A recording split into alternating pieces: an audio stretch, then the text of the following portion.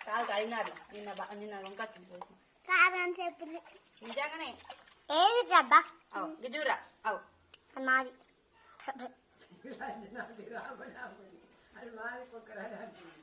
ఇక తిత్తున్నావా పెడుతున్నావు ఏం చెప్తున్నావు గీత వర్రంగా వీడు సప్పుడేమో కొండు అనాలి కానీ